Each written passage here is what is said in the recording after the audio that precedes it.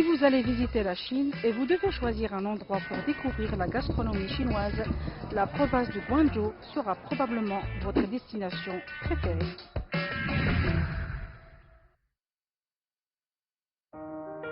Aujourd'hui, on est à Guangzhou, capitale de la province cantonaise. Cette région est non seulement réputée par ses plats fastidieux, délicieux, diversifiés, mais aussi par sa culture de bien manger. Alors nous allons vous faire découvrir comment cette région s'en profite de sa réputation gastronomique pour aider les personnes dans des situations défavorables à gagner leur vie. Ici, nous sommes au sein de l'Institut culinaire de Shunde, créé en 2018, financé par l'État. Son but principal est de former gratuitement des milliers d'apprentis, de durée d'1 mois jusqu'à 1 an, venant de plusieurs régions différentes défavorisées.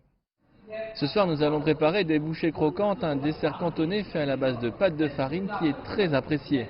L'Institut culinaire de Shunde a collaboré avec des chefs cuisiniers bien réputés et étoilés qui donnent des cours dans une 40aine de classes et d'autres sont prêts à faire le sacrifice et à se déplacer.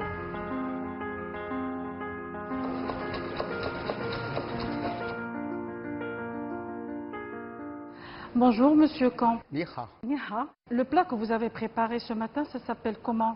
Ca hương yuan len yu. Lengu. Len yu.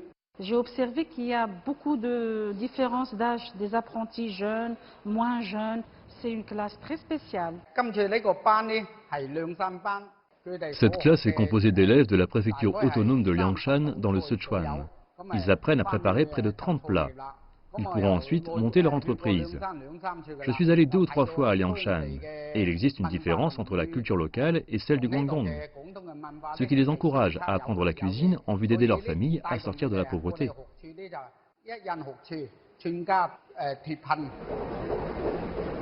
Depuis 1 an, 1200 apprentis répartis dans une 40aine de classes comprenant chacune 30 élèves ont été formés dans l'Institut culinaire de Shunde.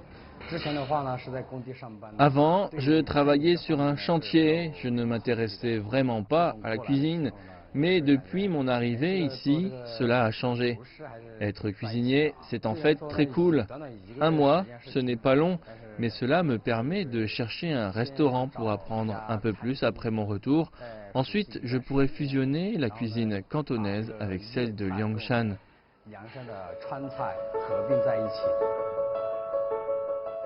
Après avoir eu un certificat de formation, certains veulent faire profiter cette expérience de leur ville natale,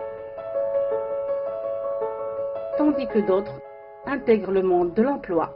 Après avoir eu son diplôme de l'Institut culinaire de Xiangmen, ce jeune homme qui s'appelle Zhang Shuangxing travaille aujourd'hui dans un hôtel de 5 étoiles. Il est chef cuisinier et a traduit son amour pour la gastronomie à travers ses objets magnifiquement sculptés. Pour l'art culinaire, tout ce que vous aimez, vous le mettez en sculpture. Pourquoi? Je suis un chef de cuisine cantonaise. Mais aujourd'hui, pour devenir un vrai cuisinier cantonais, savoir cuisiner n'est pas suffisant. Il faut manipuler encore d'autres techniques, la sculpture, les arts de la table et l'utilisation des confitures de fruits. Ce jeune chef cuisinier a bien réalisé son rêve de devenir sculpteur dans ce domaine. À l'heure actuelle, Zhang tient à transmettre tout son savoir-faire à ses apprentis. Avec passion et persévérance, Zhang projette d'ouvrir dans l'avenir son propre atelier pour former des amateurs en sculpture alimentaire. Après une formation de 30 jours, Xiao Hai rentra chez lui dans la province du Sichuan. Il va montrer tout ce qu'il a appris à l'école culinaire de Shunde pour ses parents et ses amis. Comme Kong et Liang, les chefs cuisiniers cantonais continueront à apprendre davantage aux élèves de l'art culinaire avec amour et dévouement.